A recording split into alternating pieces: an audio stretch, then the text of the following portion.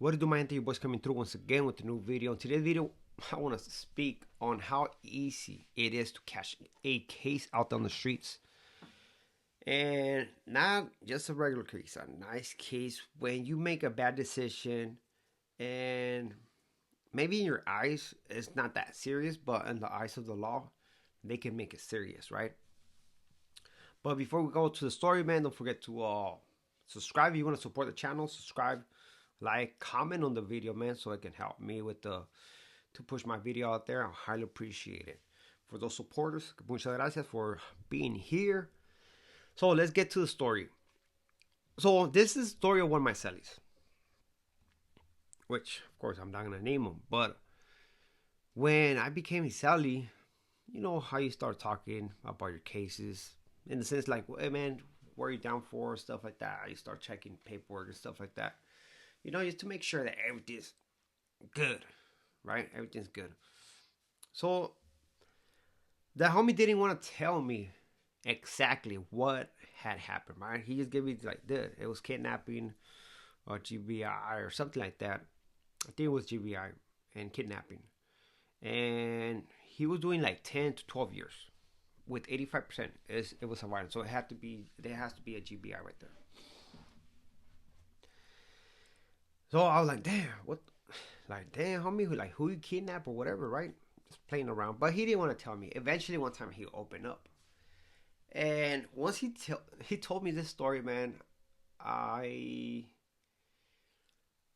just couldn't believe it, right? But trip on this story, man. This vato, right, is out there with his carnales, and they're selling perfumes, the ones you buy at the callejones. I don't know. He was telling me that they get them for a certain amount of price, and they'll resell it for double the price or something like that. I don't know if they were selling for $1 or something like that. They get them for 50 cents, and they resell it for $1. But they used to go to LA or places in the valley, and he was reselling the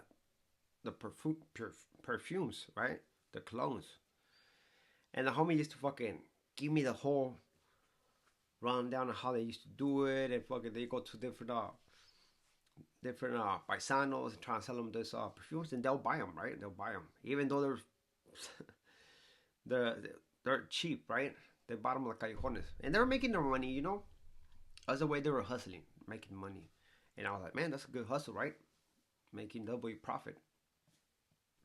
So this vato said that one time he was at basically a light. He was at the light right there selling those perfumes, as his two cousins, two brothers, I mean, went their separate ways. So he decided to stay right there, you know, as a meeting point, and he's selling to the people that are passing by.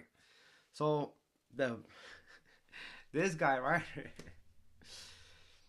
You know how it is, man. Sometimes you have people that want to be all pimp out the game, right? Or fucking rico suave, and try to get at the highness, all all Mac Daddy up in this up in this game, right? So the homie decided to get at this hyena, right? And basically was like, hey, what's up, baby? Like, what's your name? Like, can I have your number? Blah, blah, blah, blah, whatever. The vato's right there in la esquina, right? And the light, selling perfumes.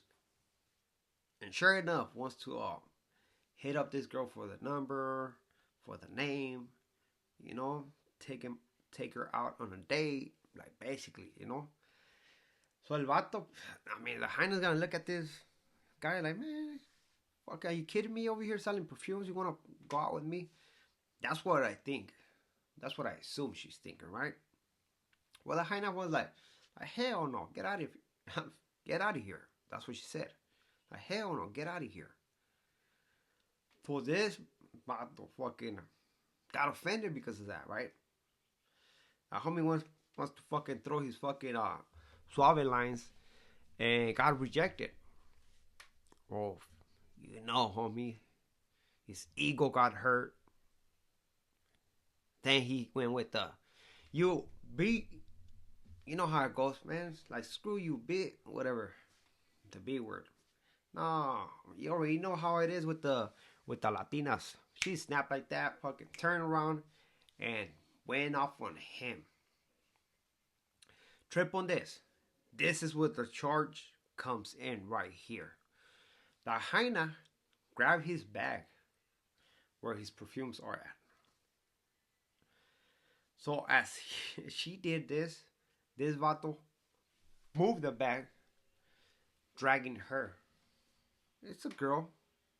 You know, she fell, drag her, moved her a certain amount of feet, whatever, because she wouldn't let go.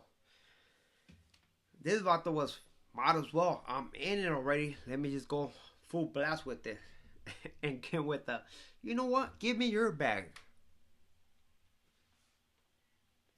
Mind you, he's at the stoplight. You got cars, you got people walking through, witnesses. But this time there's a circle around them, seeing what's taking action. The homie decides to ask, give me your, not ask, but let's call it that. Yeah, he asked, let me get your, but not in a nicer way. Give me your bag.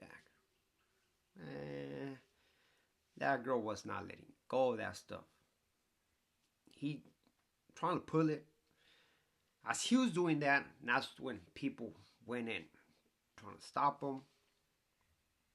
About to start running. Boom, booking it. He's not from this area, but he's running, right? Their car is just parked right there in one of those little placitas, and he's booking it. You know, you see his brother over there selling perfumes down the way. And homie just booking it. He thinks he's doing it.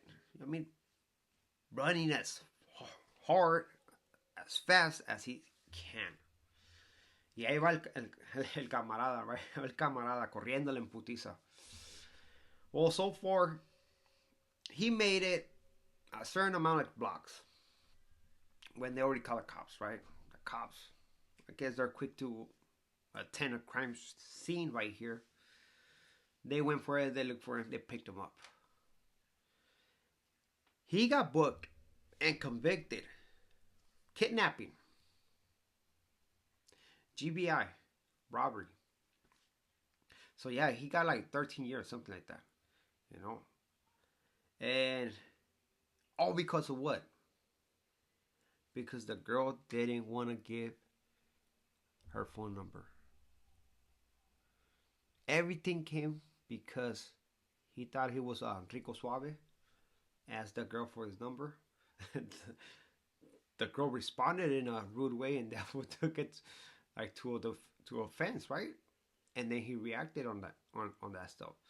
So based on the kidnap, how he got the kidnap, the whole thing, I think, moving somebody a certain amount of feet, when she grabbed the bag, he moved her, he dragged her, because she wasn't letting go of the bag, because of whatever reason.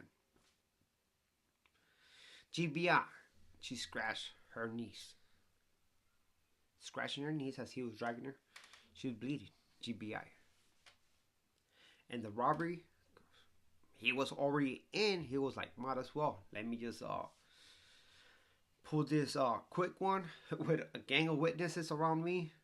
Let's see what happens. Let me just throw the dice over there and see what happens. Mom, you got a gang of witnesses. You want to do this. Bite him on the ass. And sure enough, the homie did like around 13 years. And I think he ended up doing like around 10. You know, in the 85%. But it's a proof. It's a example of how easy it is to catch a case, in a good case. I mean, 13 years. A 13-year case as a violent case. It's a gang of time. It's a lot of time. And all because of what? What was the root of the whole issue right here? The ego. He got offended because the girl didn't want to give him the number. And took it to the extreme. For the longest, I thought that case was one of the excuse my language, but one of the stupidest cases I ever came across. In where, man, there was no motive to for the crime. It was just happened right there, and all because of what? Because of one phone number. Well, I used to give my celly I used to clown my celly every time, man. Like I couldn't believe that he was doing that many years because of phone number. You know. Hopefully, he got the he got the what's it called. He learns. Hopefully, he learns something from this situation, man.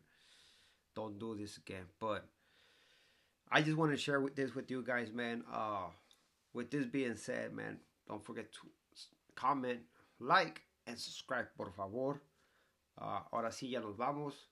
And see you to next video. Muchas gracias.